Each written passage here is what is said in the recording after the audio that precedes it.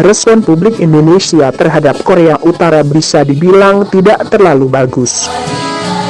Sebagian besar netizen Indonesia masih suka mengecam dan mengutuk Kim Jong-un atas semua kontroversi yang dilakukannya. Mulai dari anggapan suka mengekang warganya, hingga hal-hal ekstrim seperti mengeksekusi keluarga dekatnya. Kembali ke beberapa dekade lalu, Anda mungkin tak percaya jika masyarakat Indonesia selalu menghormati Korea Utara. Ada sederet bukti kejadian tentang bagaimana harmonisnya hubungan dua negara ini. Misalnya relasi mesra antara sang putra Fajar dengan Kim Tu Sang, yang merupakan moyang dari Kim Jong-un, pria paling dibenci di dunia. Terlepas dari betapa tidak sukanya kita terhadap mereka, tak bisa ditampik jika Indonesia sejatinya sangat pro dan bersahabat dengan Korea Utara. Berikut beberapa jejak rukunnya hubungan kedua negara ini. 1. Hubungan Soekarno dan Kim Tu Sang sangat istimewa. Sejak dulu, Korea Utara selalu mendapatkan pertentangan dunia terkait dengan paham ideologi mereka yang komunis itu.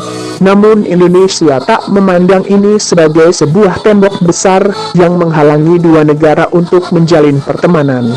Hingga akhirnya, Presiden Soekarno untuk pertama kalinya mengunjungi Korea Utara di tahun 1964. Sambutan kepada Presiden ternyata bagus dan apresiatif. Bahkan, Kim Tu Sang juga membalas kunjungan ini bersama anaknya Kim Jong-tu di bulan April tahun 1965. Kehadiran mereka berdua kala itu sekaligus untuk mengikuti peringatan 10 tahun KAA pertama yang diadakan pada tahun 1955 di Bandung.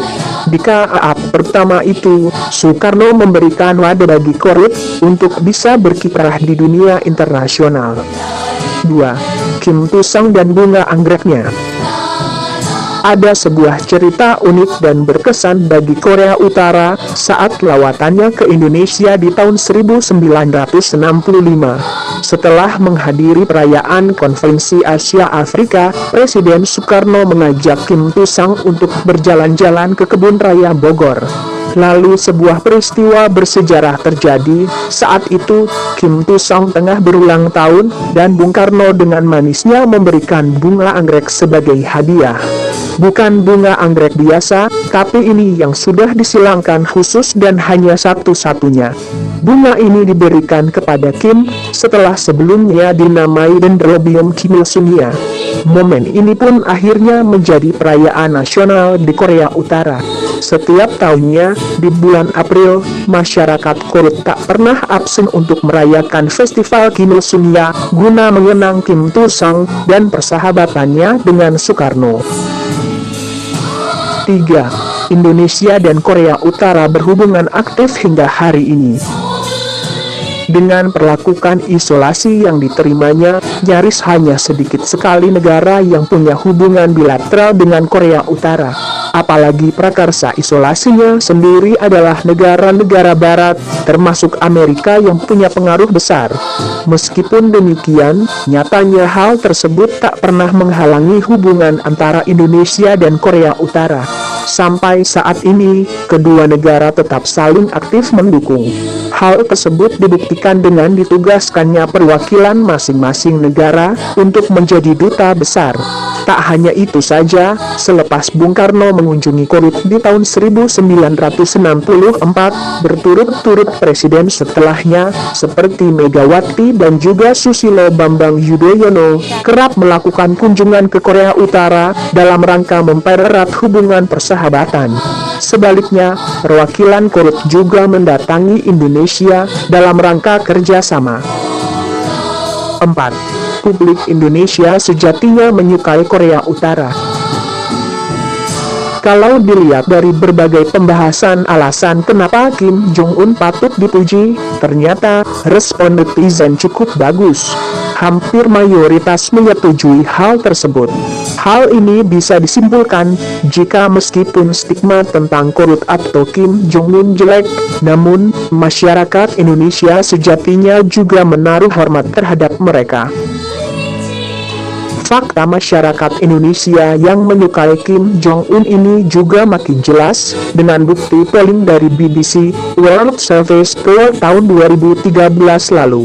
Sebanyak hampir 42% penduduk Indonesia memandang positif terhadap korut. Sisanya 22% punya pandangan lain. 5. Yayasan Soekarno memberi penghargaan kepada Kim Jong-un. Jika Bung Karno memberikan anggrek spesial kepada Kim Tu Sang, maka Rahmawati Soekarno Putri juga melakukan hal yang sama. Bedanya, ini bukan bunga, dan tentunya apresiasi ini bukan diberikan kepada Kim Tu Sang yang sudah meninggal. Rahmawati memberikan sebuah award kepada Kim Jong-un, lantaran tokoh nyentrik ini masih sangat konsisten dalam melawan imperialisme Barat. Kim Jong-un terbukti secara konsisten tetap melaksanakan jalan pikiran pemimpin besar mereka, yaitu Kim Tu Sang, yakni melawan imperialis. Begitu ungkap Rahmawati yang juga merupakan Ketua Yayasan Pendidikan Soekarno. Anak ketiga Presiden Soekarno ini juga mengatakan jika apa yang dilakukan Kim sejalan dengan pikiran ayahnya yang juga menentang neokolonialisme dan imperialisme. Inilah faktanya. Kita mungkin tidak menyukai Korea Utara dengan segala kontroversi yang mereka miliki. Namun, jika ditelik dari sejarah, Indonesia ibarat sahabat baik bagi Korea Utara. Bahkan bapak bangsa kita juga sangat menaruh hormat kepada pemimpin Korea Utara. Namun pada akhirnya ini dikembalikan lagi kepada masyarakat. Setiap orang punya hak untuk suka atau tidak suka, cinta atau benci terhadap segala sesuatu. Termasuk dalam hal ini Korea Utara dan para pemimpinnya.